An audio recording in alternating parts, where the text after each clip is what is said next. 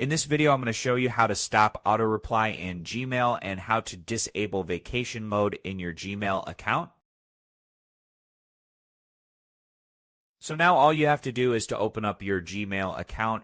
As you can see here, you are in vacation mode out of Office. So go ahead, click on See All Settings, and then just scroll down, and until you find here Out of Office Auto-reply, you can go ahead, click on it.